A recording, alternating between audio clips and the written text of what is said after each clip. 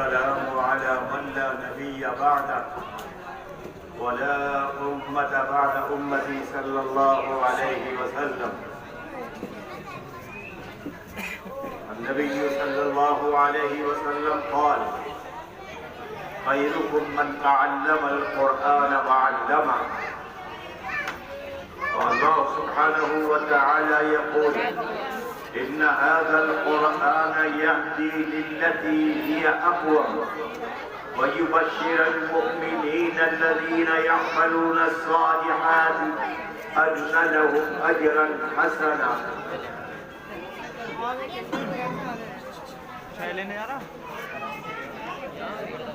میرے دینی بھائیوں، اللہ رب العزت کا بڑا انعام ہے ہم پر کہ اللہ نے ہمیں قرآن سے جوڑ کے رکھا.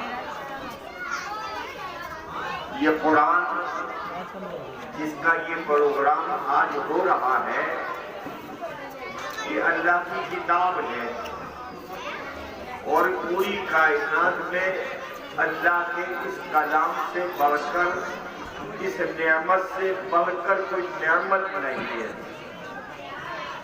نبی کریم صلی اللہ علیہ وسلم کو سب سے بڑا معجزہ جو دیا وہ قرآن دیا ہے.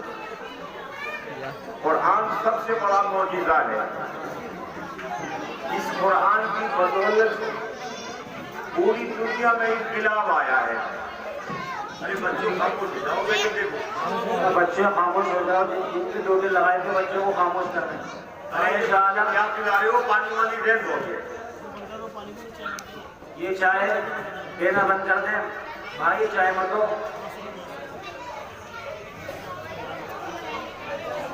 حضرت کا بیان ہو رہا ہے، بیان سنے غور سے.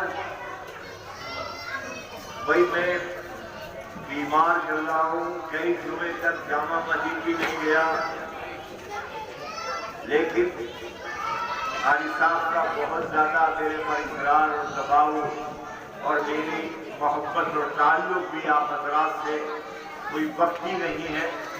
ایک زمانے سے میں آپ سے جڑا ہوا ہوں تو میں باوجود اس کے حاضر ہو گیا ہوں. یہ میں نے کہہ دیا تھا کہ میں زیادہ دیر جاگ نہیں سکتا، میرے لیے بڑی مشکل ہے، تو میں حاضر ہو جاؤں گا اور میرا آتے ہی آپ بیان کرا دینا. تو بھائی یہ میں چند باتیں آپ کے سامنے عرض کرنے کے لیے بیٹھ گیا ہوں. میں یہ عرض کر رہا تھا کہ قرآن اللہ کی کتاب ہے اور اللہ نے اس کتاب کو اتارا دنیا میں. اللہ نے بہت ساری آسمانی کتابیں اتاری، قرآن میں موجود ہے. تو ویڈیو بنانے مجھے بھیج دو، ٹھیک ہے نا؟ نمبر بھیجو. کچھ کتابوں کا تذکرہ قرآن میں موجود ہے. ان میں توریت ہے، انجیل ہے، زبور ہے، آسمانی کتابیں. اور ان کتابوں کے لیے بھی اللہ نے وہ الفاظ ارشاد فرمائے جو قرآن کے لیے کہ قرآن ہدایت ہے، نور ہے. تو اسی طرح سے زبور کے لیے بھی، توریت کے لیے بھی، انجیل کے لیے بھی یہ الفاظ قرآن میں موجود ہیں. لیکن قرآن کے لیے جو وعدہ اللہ نے دیا اور جو عمل اللہ کا ہے وہ کسی اور کتاب کے لیے نہیں، وہ صرف قرآن کو حاصل ہے. اور یہ قرآن جو آج آپ کے بچے چھوٹے چھوٹے 8 سال کا بچہ، 10 سال کا بچہ حفظ کر لیتا ہے قرآن کو، جو قرآن دنیا میں 22 سال 5 ماہ 14 دن پچھلے دن میں آیا، تقریباً 22.5 سال میں دنیا میں یہ قرآن اترا ہے اللہ کی طرف سے. اور ضرورت کے مطابق جیسی جیسی ضرورت ہوتی رہی اسی طرح سے قرآن کی آیات اترتی رہی. نبی کریم صلی اللہ علیہ وسلم کی رہنمائی کے لیے، کیونکہ جو سماج آپ تشکیل دے رہے تھے، جس سماج میں آپ پیدا ہوئے، جس سماج میں اللہ نے آپ کو نبوت سے نوازا، وہ سماج جو ہے اصل تو بنیاد ہے آپ کی. آپ نے وہ سماج جو بنایا قرآن کی بدولت بنا، ان کی فکریں تبدیل ہوئی، کیا کہا؟ ان کے ذہن تبدیل ہوئے، ان کا کردار تبدیل ہوا۔ جن اور ان کا کردار جنگ و جدال تھا، لڑنا مرنا تھا، آپس میں ایک دوسرے کی گردنیں اتارنا، آپس میں ایک دوسرے کے لیے لوٹ مار کر دینا، ان کی زندگی کا یہ بہادرانہ کردار تھا۔ لیکن جب قرآن آیا تو قرآن کی بدولت اللہ نے ان کی زندگیوں میں ایسا انقلاب لایا ہے۔ قرآن اس کردار کا تذکرہ بھی قرآن نے کیا۔ قرآن کریم نے ایک جگہ ارشاد فرمایا صحابہ کو، وَاذْكُرُوا نِعْمَةَ اللَّهِ عَلَيْكُمْ اِذْ كُنْتُمْ أَعْدَاءً، صحابہ کو مخاطب کر کے کہا کہ تم اس اللہ کی نعمت کو یاد کرو کہ تم آپس میں دشمن تھے۔ صحابہ جتنے لوگ ایمان لے کر آئے، آپس میں ان کی زندگیاں خون کی پیاسی بن جاتی تھی ایک دوسرے کے لیے۔ اونٹ پر کو پانی پلانے کے بہانے جو جنگ ہو جاتی تھی تو 500 سال تک خاندانوں میں جڑے چلتے، ایسی جہالت۔ اللہ نے اس ماحول میں اللہ کے رسول کو بھیجا اور یہ قرآن اتارا۔ اس قرآن کریم نے اللہ نے یہ تذکرہ فرمایا، صحابہ کو مخاطب کر کے کہا وَاذْكُرُوا نِعْمَةَ اللَّهِ عَلَيْكُمْ اِذْ كُنْتُمْ أَعْدَاءً، اے میرے صحابہ تم اس وقت کو یاد کرو جب تم آپس میں دشمن تھے، ایک دوسرے کی زندگیاں لیتے تھے۔ فَأَلَّفَ بَيْنَ قُلُوبِكُمْ، ہم نے تمہیں آپس میں ایک دوسرے سے جوڑ دیا، آپس میں محبتیں پیدا کر دی، اور ایسی محبت آپس میں پیدا کی کہ ایک صحابی دوسرے کے لیے جان کی، مال کی، عزت کی، آبرو کی قربانی دینے والا بن گیا۔ جو دوسرے کے مال لوٹنے والا، ان کی عزتیں لوٹنے والا، ان کی جان کو برباد کرنے والے تھے، وہ ایک دوسرے کے محافظ بن گئے۔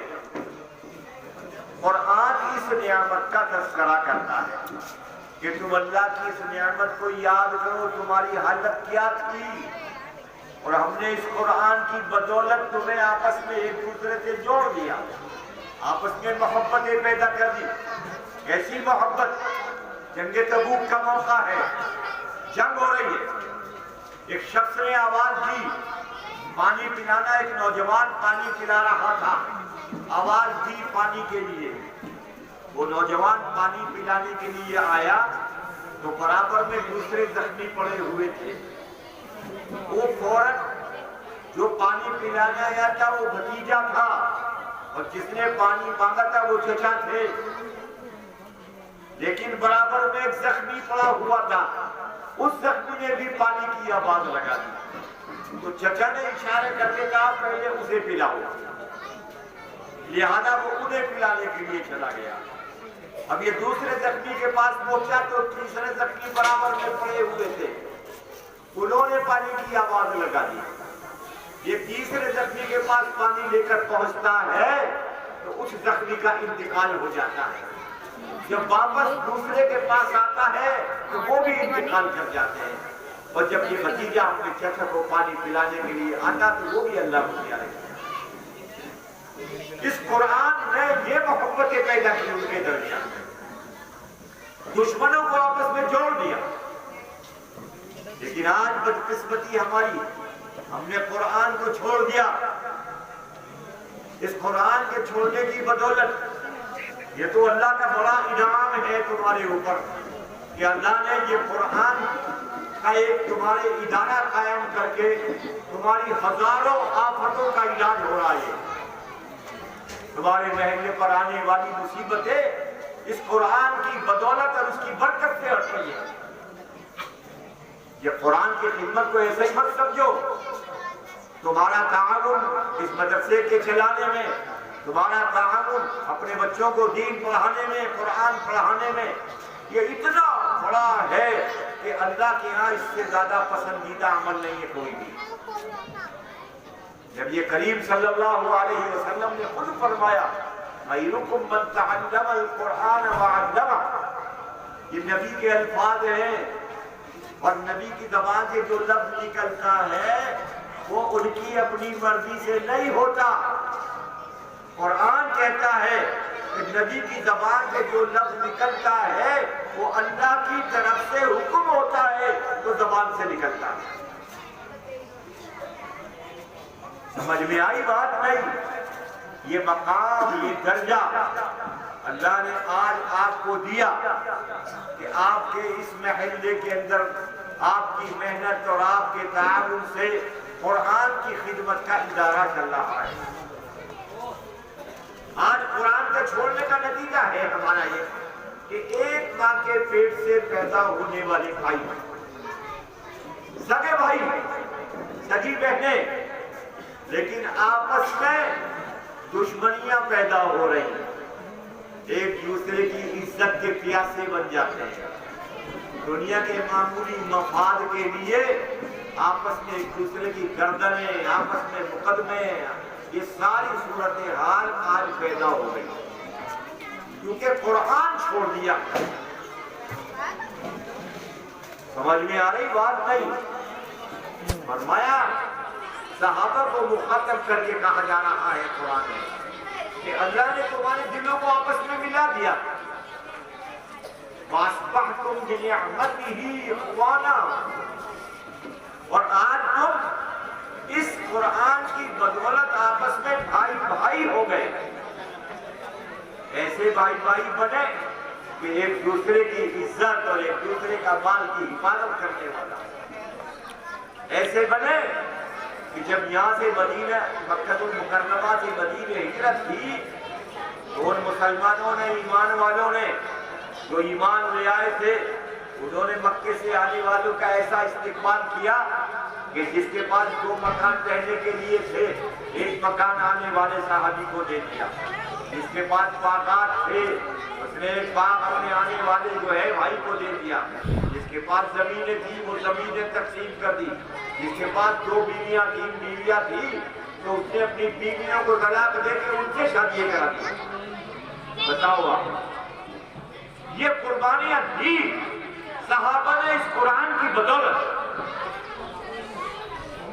اور پھر فرمایا قرآن میں اللہ نے وَكُنْتُمْ عَلَىٰ شَفَا حُفْرَةٍ فَأَنْقَذَكُم مِّنْهَا، اور تم تباہی کے دانے پر تھے، ہم نے پکڑ پکڑ کے اس تباہی کے دانے کے تمہیں بچایا ہے۔ اس لیے میرے بھائیوں، یہ قرآن جو اللہ کی نعمت ہمارے پاس ہے، پوری کائنات میں اس سے بڑھ کر کوئی نعمت نہیں ہے۔ خیرکم من تعلم القرآن، فرمایا نبی نے، یوں فرمایا تم میں سب سے بہتر وہ ہے جو قرآن کو پڑھتا ہے یا قرآن کو پڑھاتا ہے۔ بتائیے آپ، کسی انجینئر کے بارے میں نہیں فرمایا، کسی ڈاکٹر کے بارے میں نہیں فرمایا، کسی پروفیسر کے بارے میں نہیں کہا ہے، قرآن کے پڑھنے اور پڑھانے والے کے لیے فرمایا تم میں سب سے بہترین انسان ہے وہ جو قرآن کو پڑھتا ہے اور پڑھاتا ہے۔ اللہ کا شکر، اللہ نے آپ کو توفیق دی کہ آج آپ کے بچے قرآن کے حافظ بن رہے ہیں، آج آپ کی بچیاں قرآن کی حافظ بن رہی ہیں، آج آپ کے بچے ماشاءاللہ یہ مکالمے پیش کر رہے ہیں، یہ کی معلومات کا ذخیرہ ان کی زندگیوں میں آ رہا ہے، اور اس کی یہ بنیاد ہے۔ اس وقت آج کے حالات میں ان مدرسوں کا بچانا، ان بچوں کا بچانا، یہ انتہائی درجے ہم پر لازم ہے، فرض ہے۔ جو حالات ملک کے چل رہے ہیں، جن پر مدرسوں پر ہتھوڑے چل رہے ہیں، یہ حالات بن رہے ہیں، مدرسوں کے خلاف سازشیں ہو رہی ہیں، مدرسوں کے لیے بڑے بڑے قانون لائے جا رہے ہیں، یہ سب کچھ ہو رہا ہے کیونکہ دنیا کو تو پتہ ہے ہی، لیکن ہندوستان کے لوگوں کو انہیں یہ پتہ ہے کہ یہ مدرسے جب تک ہیں تو ان میں دین زندہ رہے گا، قرآن زندہ رہے گا، یہ دین سے وابستہ رہیں گے۔ لہذا سب سے پہلے ان مدرسوں کی جڑوں کو کھوکھلا کیا جائے، ان مدرسوں کو بند کیا جائے تاکہ ان کا واسطہ اور تعلق دین سے ختم ہو جائے۔ آج ہماری صورتحال، آج ہمارے بچے ابھی جائیے آپ یہاں سے نکل کے پوری رات سڑک کے کنارے موٹر سائیکلوں پر بیٹھتے ہیں اور پوری رات اسی طرح سے وہ جوان بچے کی طرح ہوتا ہے۔ کیوں بھائی پہلی بات یہ بتاؤ، ارے بتاؤ پہلی بات کا جواب کو دے دو۔ اگر میں جھوٹ بول رہا ہوں تو جا کے دیکھ لو، ابھی یہی طرح چوک سے لے کے اور ہم لے کر چلے جاؤ، رات کے 2 بجے جاؤ گے تو تمہیں ایسے ہی ملیں گے، 1 بجے جاؤ گے تو تب بھی تمہیں بیٹھے ملیں گے، کوئی کام نہیں، کچھ نہیں، لیکن رات کو برباد کرنا ہے۔ سب موبائل میں لگ رہے بیٹھے ہوئے، کچھ نہیں۔ یہ حالات آج ہماری نوجوان نسل کے بن رہے ہیں۔ بتاؤ کل کو اگر حالات بگڑنے لگے ہمارے اس ملک میں اور ہمارے خلاف سازشیں جو ہو رہی ہیں یہ عمل میں آنے لگی تو پھر کیا ہوگا بھائی؟ لہذا مسلمانوں، اللہ سے ڈرو اور کسی سے نہیں۔ اللہ ہی کی ذات ہے ہماری مددگار، دنیا میں کوئی نہیں ہے، کوئی پارٹی بچانے والے نہیں، کوئی نیتا بچانے والا نہیں، کوئی ایم ایل اے بچانے والا نہیں، کوئی منتری بچانے والا نہیں ہے۔ اگر بچانے والی ذات ہے تو اللہ کی ہے۔ قرآن کریم میں اللہ نے اعلان کیا ہے اور یہ اعلان ہے ہمارے لیے کہ اگر اللہ کی مدد تمہارے ساتھ رہے گی تو دنیا کی کوئی طاقت تمہارا کچھ نہیں بگاڑ سکتی، اور اگر اللہ کی مدد تم سے ہٹ جائے گی تو پھر کیا ہوگا کہ دنیا کی ہر طاقت تمہیں دبوچے گی۔ اللہ سے رشتہ ہمارا ٹوٹ رہا ہے، اللہ سے رشتہ جوڑنے کی ضرورت ہے۔ گھروں کے اندر ہماری مائیں بہنیں، ان کو اپنی زندگی میں تبدیلی لانی ہوگی، انہیں اپنے فکر کو بدلنا ہوگا۔ روزانہ کوئی نہ کوئی ایشو بنا کر اور مسلمانوں کے اندر اور ہندوستان میں ماحول بگاڑا جا رہا ہے۔ حجاب کا مسئلہ ایک معمولی درجے کا کرناٹک کا ایک اسکول کی بچی کا، لیکن حجاب کے مسئلے کو پورے ہندوستان میں ایسا پھیلایا گیا کہ نفرتیں اس حجاب کی بدولت پیدا ہونے لگی۔ اس لیے یہ ہماری مائیں بہنیں بیٹیاں جو ہیں آج ہم ان کے امتحان کا وقت ہے، یہ اپنی عزت و عصمت کی حفاظت کیسے کرتے ہیں؟ انہیں اپنے آپ کو سنبھالنا ہوگا، اپنے کردار کو سنبھالنا ہوگا، اپنے آپ کو صحیح معنی میں مسلمان بنانا ہوگا۔ جو بچیاں ان کی گود سے نکل کر آئے، جو بچے ان کی گود سے نکل کر آئے وہ ایسے بچے ہوں کہ کل کو اسلام کے محافظ بنے، کل کو اسلام اور قرآن کی حفاظت کرنے کا ان کے اندر جذبہ پیدا ہو۔ یہ کام اب ہمیں کرنا ہے۔ اس لیے مجھے اللہ کا بڑا فضل ہے یہ کہ اللہ نے ہم پر کرم فرمایا اور ہمیں قرآن کی خدمت سے وابستہ کر رکھا ہے۔